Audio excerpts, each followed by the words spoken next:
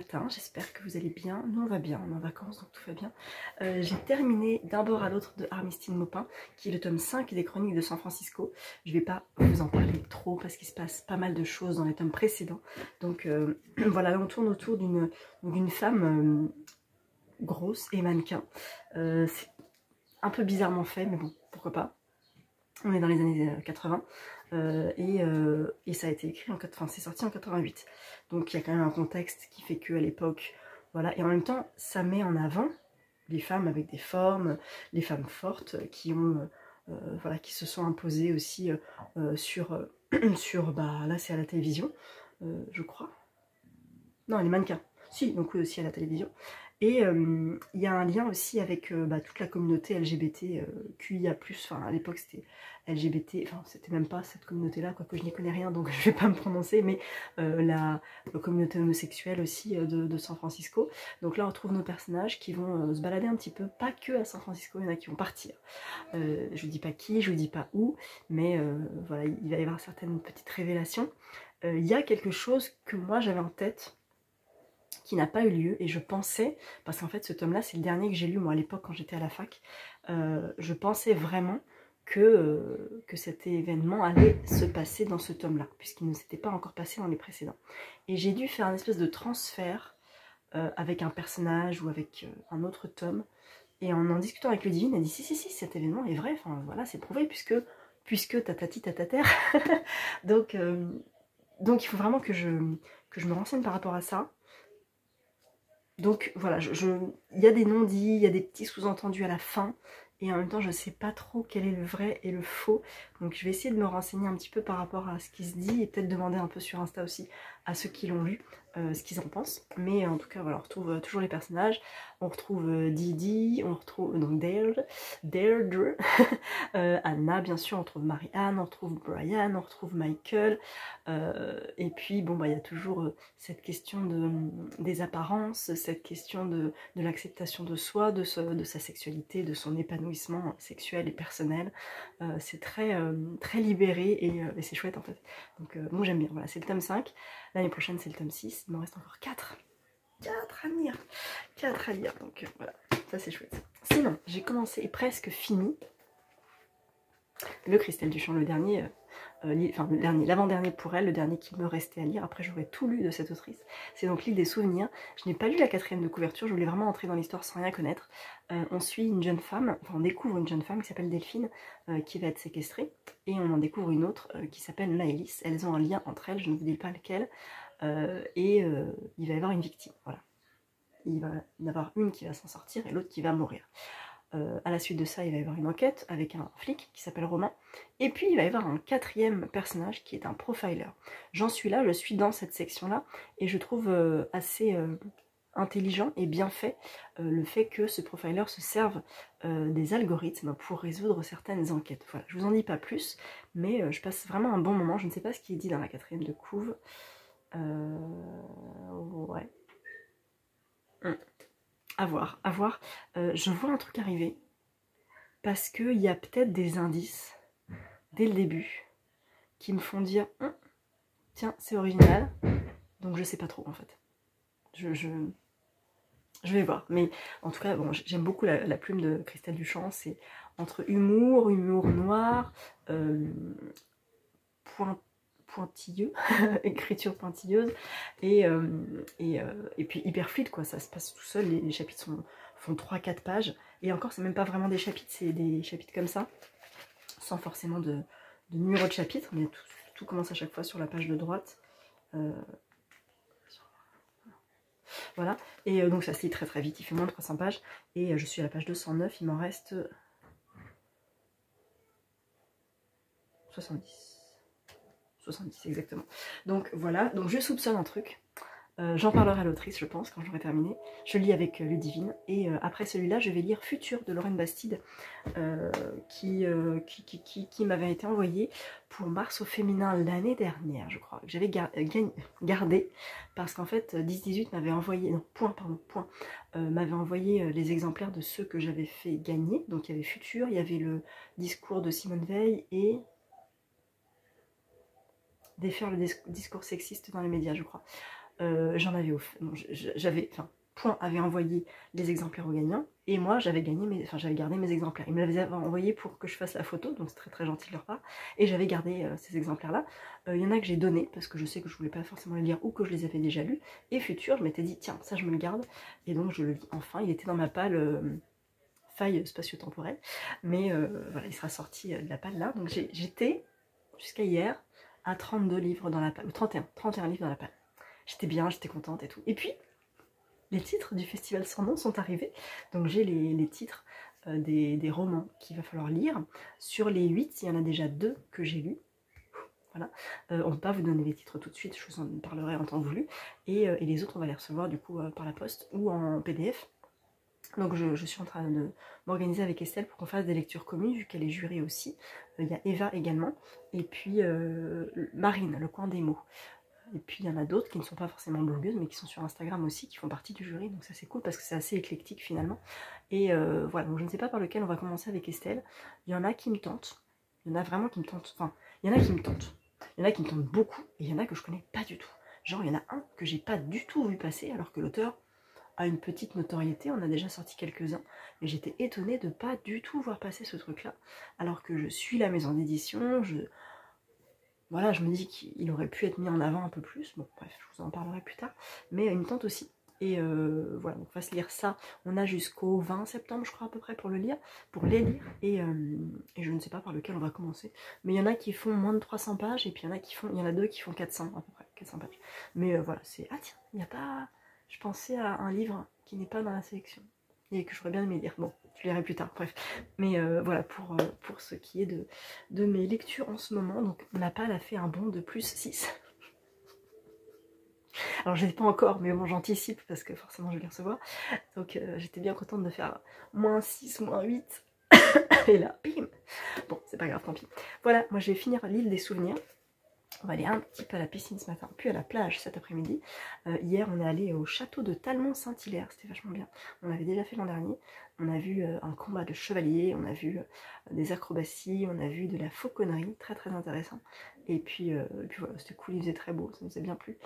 Et voilà, là c'est les jours prochains, on va continuer à profiter vraiment plage, piscine, plage, piscine. J'ai des coups de soleil, ça se voit, je sais pas si ça se voit, non, ça se voit pas du tout. Mais je suis bien rouge là, et là, en fait, et je suis un petit peu rouge là. Donc je prends des couleurs. Le soleil ne m'aime pas trop en fait, il faut pas que je m'expose d'un coup, il faut que je prépare ma peau, et là elle a pas eu trop le temps de se préparer, donc c'est un peu brutal. Donc j'ai tendance à rester un peu sous le parasol, avec de la crème solaire et mon bouquin, mais bon, je bronze quand même un petit peu.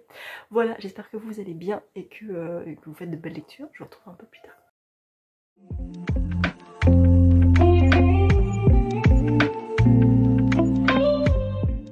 On est dimanche après-midi, fin de journée, j'espère que vous allez bien. Je vous ai pas repris depuis un petit moment parce que je profite des vacances. Je suis bronzée, ça se voit peut-être, je sais pas, je suis vraiment bronzée, je suis assez fière de moi. Je suis passée par les coups de soleil, hein, mais voilà, même par une piqûre de moustique sur un coup de soleil, là, un coup. C'est pas top, hein, c'est vraiment pas dingue du tout. J'ai terminé l'île des souvenirs, c'était un beau coup de cœur, c'était génial, c'était hyper, comment dire, c'est pas jouissif, c'est le plaisir de se dire, tu lis un truc bien construit, tu te méfies, et puis t'avances, et t'avances, et t'avances, et à la fin tu fais, oh wow, et sur la dernière page, tu fais, bordel, et voilà. C'est pour ça que je lis du thriller, j'ai adoré, c'est trop bien, c'était génial, c'est pas un coup de foudre, mais vraiment ça passe à ça du coup de foudre quoi, c'était trop bien, j'ai adoré, donc je vous le conseille. J'ai lu ensuite La pâtisserie des souvenirs de Lee On-hwa, qui sort en octobre. Bon, je vais pas vous donner mon avis tout de suite, c'était une épreuve d'en corriger Nami, que j'ai lu assez vite, je dois dire. Oh, mon marque-page. J'ai mon marque-page dedans parce qu'après je n'ai plus lu en papier. J'ai commencé Futur, et puis en fait j'ai pas envie. J'ai pas envie parce que c'est pas des sujets qui me parlent actuellement. Alors ça parle écologie, féminisme, transidentité, tout ça, c'est très intéressant hein, bien sûr, mais j'avais pas envie de lire ça. Donc j'ai refermé le bouquin en me disant peut-être plus tard. Et c'est pas grave, voilà. J'aime bien Lorraine Bastille, j'aime bien ce qu'elle fait, mais là j'avais pas envie, voilà. C'est comme ça. Et depuis en fait je lis en numérique, parce que j'ai reçu 2 livres en numérique du Festival Sans Nom. J'en ai lu un premier et je suis en train de lire le deuxième. Là. Le premier était vraiment intéressant. pas coup de cœur parce que beaucoup de longueur j'ai trouvé. Et là, je suis à fond dedans et je trouve ça génial. Je peux pas vous dire encore les mots, mais c'est trop bien. J'aime trop. Et à partir de mardi, je lis le Claire Norton, celle que je suis. Et j'ai très hâte aussi. Voilà. C'est à peu près tout. Ah bah j'avais pris ça. Pourquoi j'ai... Ah oui, oui, oui, c'est à Créteil en poche qui nous ont donné ça. C'est pas mal. Voilà, je vais mettre dedans. Ça me fait 2 marque-pages. Et puis voilà. Bah, écoutez, j'espère que vous ça va, on en profite bien. Et on rentre jeudi. Donc je posterai ce vlog, on sera déjà rentré. Je vais vous poster là une vidéo de l'été sur mes livres dédicacés à partir de demain, lundi. Et puis ce vlog-là arrivera en fin de semaine, je pense. Dimanche, genre un truc comme ça, quoi. Voilà. Et bah à plus tard.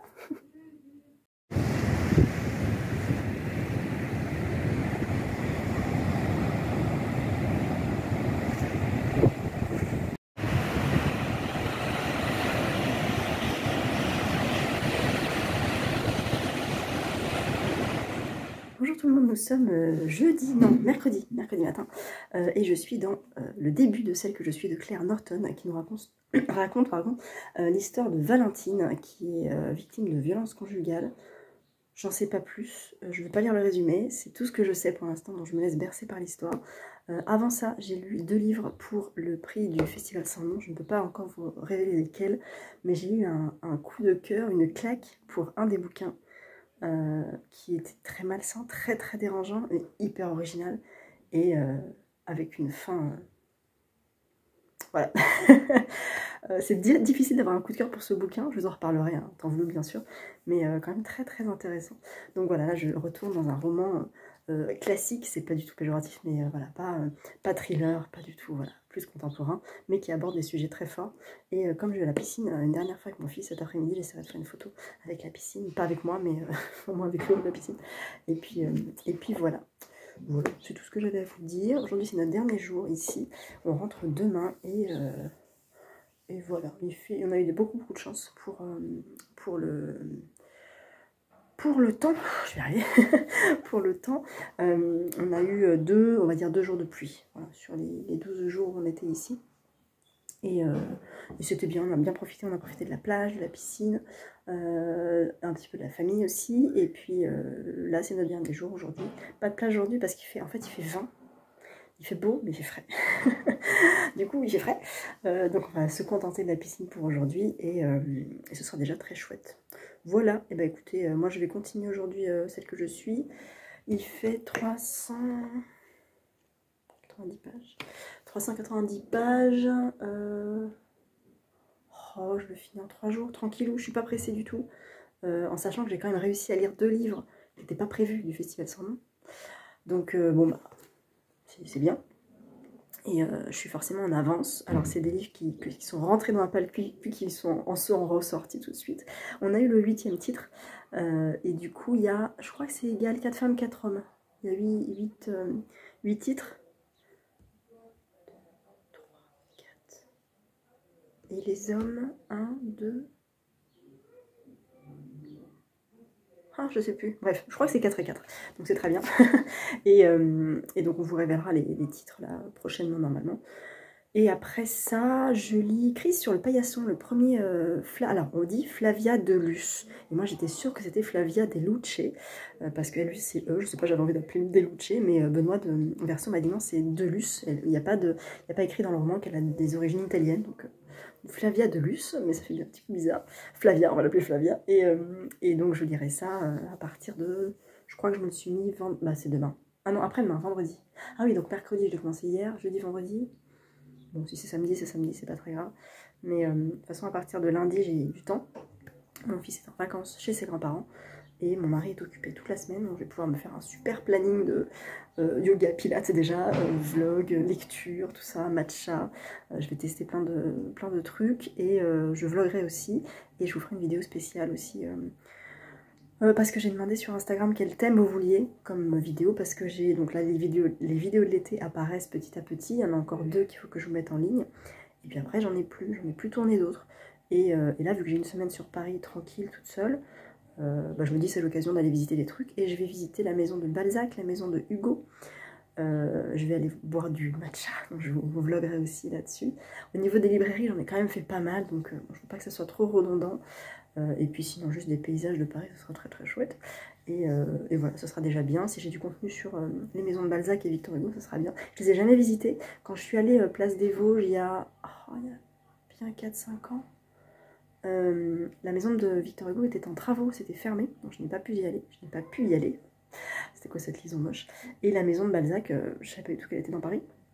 Elle est dans le 16e, donc j'irai en escapade là-bas.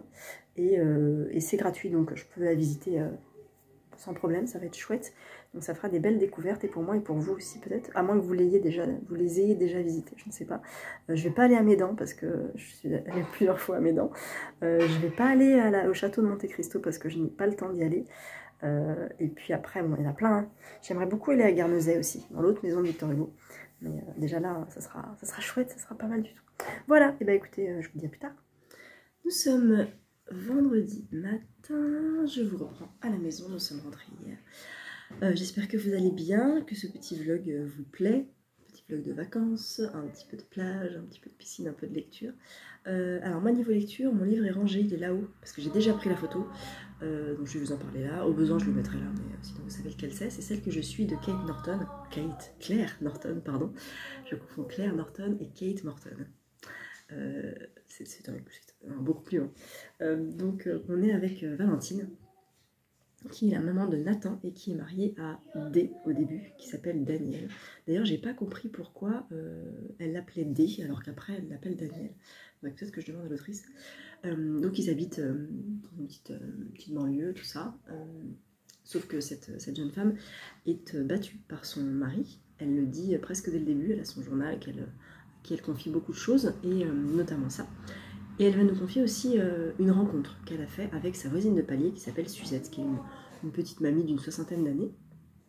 Et le fait d'avoir vu cette jeune femme et d'enfin lui avoir parlé après des mois passés dans cet appartement sans vraiment pouvoir parler à grand monde, et bien finalement elle se rend compte à quel point c'est bénéfique pour elle de parler aux gens, puisque son mari l'a peu à peu isolée, l'a fait démissionner de son travail, l'isole de ses amis, des autres personnes.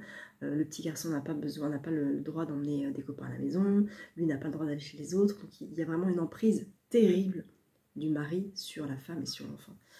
Donc c'est une femme battue, le petit garçon ne l'est pas, mais on sent que le petit gamin est quand même terrorisé par son père, et tout ça se passe plutôt au début. Donc au début je me suis dit, bah ok, il y a quand même beaucoup de choses qui nous sont révélées, parce que le sujet est pleinement révélé dès le départ. Je pensais à quelque chose d'un peu plus, comment dire, progressif au niveau de ce sujet-là. Mais bon, je me suis dit, bon, il va y avoir d'autres révélations. Effectivement, il se passe beaucoup de choses dans ce bouquin.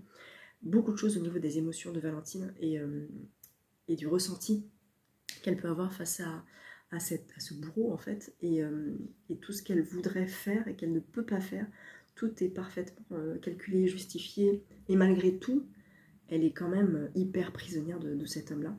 Donc Suzette elle va se confier à Suzette, elle va aussi se confier à Suzette sur son passé, parce que sa mère l'a abandonnée, donc elle n'a pas eu de modèle de mère, voilà, pour son enfant. Donc son mari lui reproche de ne pas savoir élever son enfant, parce que bah oui, t'as pas une mère, donc tu sais pas faire.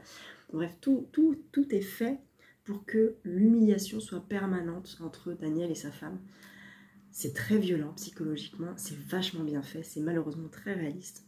À la fin du livre, l'autrice nous indique qu'elle a lu beaucoup de témoignages de femmes battues, elle a interrogé beaucoup de personnes, elle s'est beaucoup renseignée, ça se sent. Et vraiment dans l'écriture, il y a beaucoup d'émotions, ça me touche énormément. En plus, le petit garçon à l'âge de mon fils, et je me suis pas du tout projetée dans ce couple, hein, ça n'a rien à voir, mais me dire comment je réagirais si il m'arrivait ça avec mon fils actuellement, quoi. Il y avait un espèce de parallèle qui était fait, enfin malgré moi. Bon bref, mais en tout cas c'est assez dur, vraiment psychologiquement à lire. Vers la fin, j'ai fait des pauses, j'avoue, et j'étais contente d'être en voiture avec mon mari et mon fils pour me retourner vers eux en disant tout va bien, pour avoir une espèce de safe place en disant oui, je lis ce livre-là qui est terrible, mais moi ça va. Enfin, voilà, je me détache, il faut que je me détache un peu de ça, parce que si je me projette trop et que j'ai personne autour de moi, je vais déprimer. Mais c'était assez dur. Et ça monte petit à petit. Je vous en dis pas plus, mais vraiment c'est à lire. C'est un sacré coup de cœur. Et il y a un petit twist à la fin que j'avais pas du tout vu venir. Enfin, J'y ai même pas réfléchi en fait un seul instant. Et c'était très sympa. C'était très sympa, petit twist. Non, c'est un twist qui arrive malgré nous finalement, qui arrive très bien et qui noue et qui dénoue très bien l'histoire aussi. J'ai vraiment adoré. Je peux pas avoir de coup de foudre pour un roman pareil parce que c'est vraiment très très dur. Je lis beaucoup de choses qui m'atteignent moyennement ou pas à certains degrés. Mais là, vraiment, psychologiquement, c'était dur, quoi. C'était les mots employés, les actions faites. Et en fait, c'est pour nous mettre devant la réalité de ces femmes battues là aussi, qu'elle emploie ces mots. Et elle dit à la fin qu'elle s'est un petit peu censurée quand même. Elle dit la majorité des scènes de violence, de torture psychologique, de choses comme ça, sont vraies en fait. Et elle s'est censurée par rapport à certaines choses. Donc en fait, ce que vivent ces femmes-là est terrible. Elle redonne le numéro, je crois que c'est le 3919, il me semble, je ne le connais pas et je m'en veux. Mais bon, il y a des numéros, tout ça, voilà, il y a des associations d'aide pour les femmes battues et c'est très compliqué. Je ne peux pas savoir parce que je ne suis pas dans cette situation, mais j'imagine que ça peut être très compliqué quand tu as une famille, quand tu veux en sortir, mais que c'est difficile, qu'il y a une emprise, que tu as des chaînes dont tu ne peux pas te défaire, c'est pas possible en fait, c'est très dur, c'est très bien fait. J'avais peur du côté trop facile de l'emprise, et en fait elle amène ça vraiment avec parcimonie et c'est super bien fait, vraiment j'ai adoré. C'est dur de dire un truc pareil sur un roman comme ça, mais vraiment j'ai adoré. Donc je suis très contente de l'avoir fini, enfin de l'avoir lu. Et je l'ai fini donc hier. Et j'ai commencé vite fait Flavia Deluce, Crime sur le paillasson de Alan Bradley, sorti chez Verso dans une nouvelle traduction de Robin. Robin, comment ça s'appelle Robin? Parce que je connais Robin, mais je connais pas son nom. Robin Boudet. Voilà, donc j'aime beaucoup la couverture. Et on est sur une petite jeune fille qui est enfermée dans un placard par ses deux sœurs. Elle a 11 ans, voilà, j'en suis là, c'est tout. Et voilà, il fait un petit 400 pages, je crois. Oh ouais, plus même. Ah ouais, je pensais qu'il faisait 400. Ok, 470 pages. Donc j'en ai pour un petit moment normalement. Je ne sais pas si j'aurai le temps de lire aujourd'hui. Demain, ouais. Dimanche, ouais. Lundi, ouais. Donc la semaine prochaine, j'ai du temps pour lire. Donc je me suis mis jusqu'à lundi. À voir si je le traîne jusqu'à mardi, à voir. Et puis sinon, là, je vais entamer vraiment une semaine prochaine de lecture intensive, puisque mon fils est chez ses grands-parents et mon mari est occupé toute la semaine. Donc je suis toute seule en journée dans la semaine. Donc, je vais pouvoir lire, je vais pouvoir faire plein de trucs, vlogger et tout.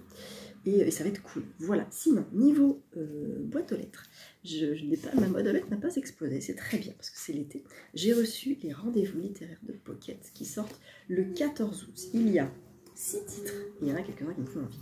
Alors là, j'étais super contente de le voir parce que depuis le dîner avec Claire Norton, justement, Perrine de Pocket nous en avait parlé. Elle dit, s'il y a un roman pour lequel il faut vous arrêter et lire absolument ce bouquin-là, c'est Terre Promise de Bénédicte Dupré-Latour. Rappelez-vous, j'avais pas pris ça, j'avais pris ça au pied de la lettre.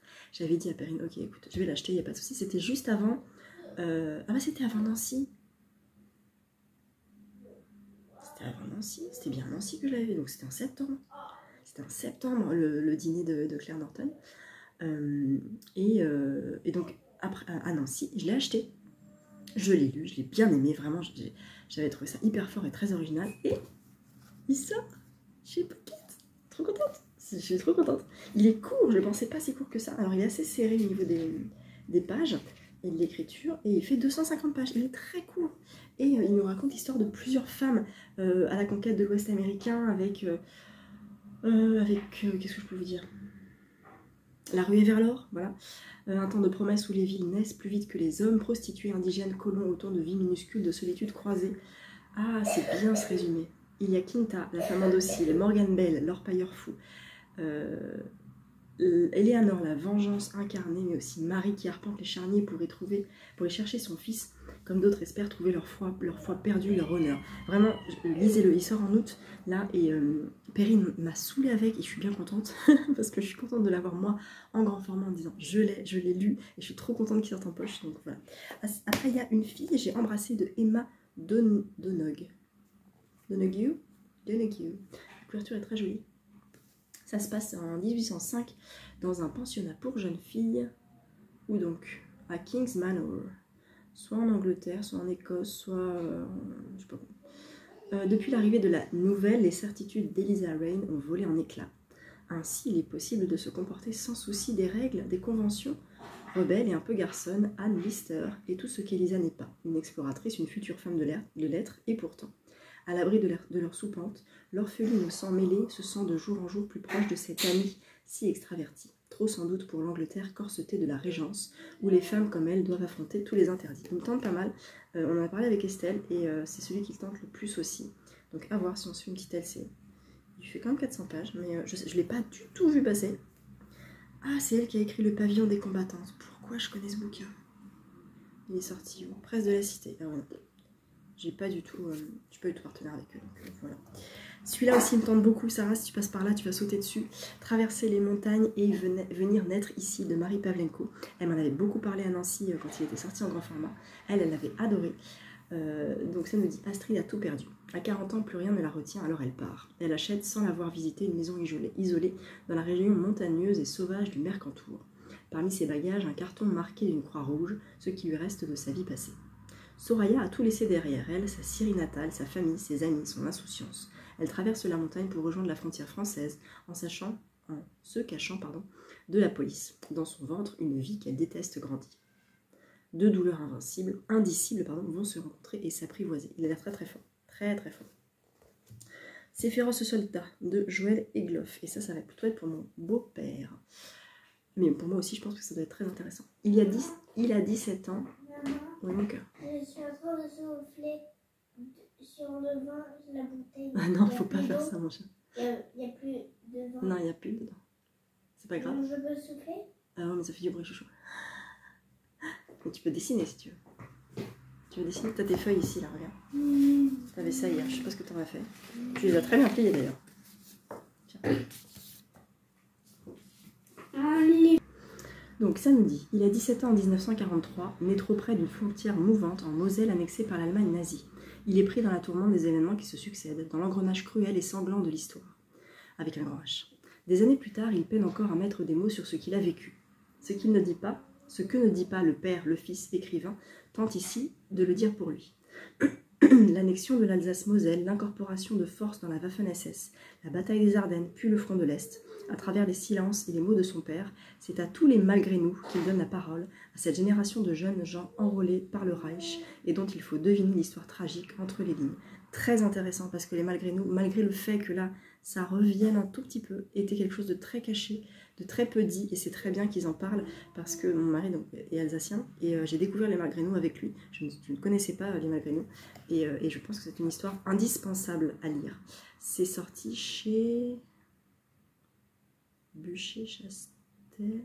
Ouais, Bûcher-Chastel, voilà. Donc il est court, hein. Il n'y a pas de dialogue.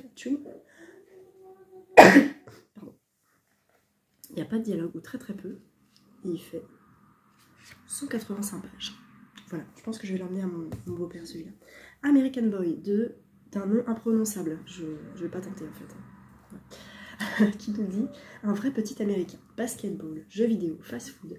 Rien ne distingue K, le plus jeune de ses trois frères, du jeune californien standard. Jusqu'au jour où leur père, jugeant néfaste cette influence occidentale, les ramène de force dans son Iran natal. Pardon.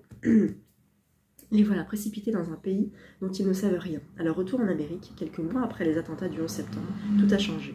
Dès lors, c'est en tant qu'objet de suspicion que K devra trouver sa place. Ah ouais, ok. Ok. Il est sorti chez quoi, celui-là? De Noël, d'accord. Il a reçu le prix Page américain. Ok. Ok, c'est du bon. Très court aussi, 250 pages. Et 1984, Julia, ça c'est Cherche Midi, je crois. Pas du tout, Robert Laffont. 1984, meilleure année bien sûr. Londres, chef-lieu de l'espace aérien 1, vit sous le joug d'un régime ultra-autoritaire dirigé par Big Brother. Nous sommes en 1984.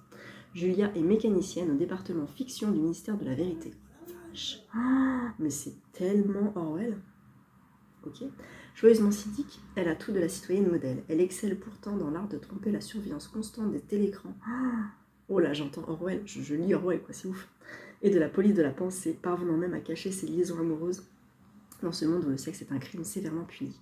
Mais Winston Smith, du service des archives, l'intrigue et l'attire. Mais en fait, c'est la fille que Winston rencontre dans 1984, c'est pas possible. Du service des archives, l'intrigue et l'attire. Lui aussi cache peut-être son jeu. Le jour où, vraiment sans vraiment réfléchir, elle lui glisse un mot dans la main, quasi suicidaire, geste quasi suicidaire, elle perd le contrôle de sa vie si bien ordonnée et tout bascule. Mais non, mais c'est ouf! Mais c'est ça! Sandra Newman change la focale sur la machine Big Brother en passant par le prisme d'un personnage féminin. Mais c'est génial! C'est comme si tu lisais... Moi j'ai écouté 1984 et on entend... J'ai besoin de scotch. T'as besoin de scotch. Ah, pas tes souhaits. C'est comme si on lisait 1984, mais du point de vue de la fille, quoi. Brillant, mais brillant. J'avais pas du tout prévu d'ajouter tout ça à ma papa. Ça va pas du tout. Ça ne va pas du tout. C'est son premier roman. Il est gros par contre. Hein. Un petit 500 pages presque. 460. Mais c'est génial. Et c'est pas SF. Ben non. Non. Et bah trop bien. Bah voilà, je suis trop contente. Pourquoi? Parce que tu vois, tous ces livres-là, ils ont l'air super chouettes. Ils sortent quand, tu sais? Non. Ils sortent le 14 août. Chez Pocket. Chez Croquette? Croquette, non, Pocket. Chez Pocket. Et bah c'est trop cool. Merci beaucoup, Pocket. Bon, je connaissais Terre Promise, 1984, mais en fait, je n'avais pas lu le résumé de 1984. Et en fait, j'aime bien parce que le bandeau, on voit pas, je vais enlever le bandeau peut-être. Big Brother te regarde. Non, Big Brother la regarde. Je vais laisser ça pour faire ma petite photo. Pourquoi tu veux faire toujours des photos? Pourquoi je vais faire toujours des photos? Parce qu'on m'offre des livres. Il faut que je remercie les gens qui m'offrent des livres. Donc je fais des photos pour les remercier. Voilà. Bah écoutez, trop bien. Trop bien. Donc j'ajoute des bouquins à ma palle. J'en ai eu 13. 13 depuis le Nobail, le début du Nobail. C'est beaucoup 13. Mais j'en ai reçu 8 du Festival Sans Nom. Enfin, non, j'en ai reçu 6 du Festival Sans Nom. Et... pourquoi j'ai fait plus 8? Je sais plus. Bon, bref, mais... voilà, donc là, je vais pas tout lire, très honnêtement. Je vais me garder... Maman, regarde. Oui, mon cœur. Donc, je vais garder... Donc, alors, le Julia. Alors, le but, c'est quand même d'avoir qu'une seule palle, mais pas le nom prioritaire. Terre Promise, déjà lu. Terre Promise, je peux le faire gagner. Une fille, j'ai embrassé, pas le nom prioritaire. Traverser les montagnes, on va voir. Ces féroces soldats, mon beau-père. Et American Boys, je sais pas. Mais en tout cas, ça fait plus 3. Hein. D'accord. Bon, ça fait plus 3, c'est pas grave. Là, je vois ma palle. Et je vois qu'il y a des trous, il y a plein de trous dans ma palle. Mais le bouquin commence à tomber en fait, parce qu'il n'y a plus assez de bouquins. Et c'est très bien, et c'est très bon signe. Là, je vais continuer un peu le vlog, mais je le finirai peut-être ce week-end ou lundi, parce qu'après, je vais avoir vraiment beaucoup de temps pour vlogger et pour lire aussi.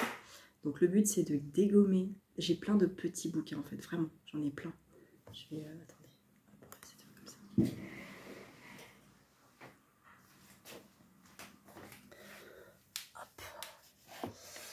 Le plus gros, enfin, le plus gros, un des plus gros que j'ai, c'est celui-là. Tant de lumière de plus que je veux lire aussi. Et j'ai aussi celui-là. Voilà. Et après, c'est du petit. Juste une dernière partie de scotch. Sinon, c'est des petits. J'ai un True Crime, 160 pages, on est d'accord, ça se lit tout seul. Ouais.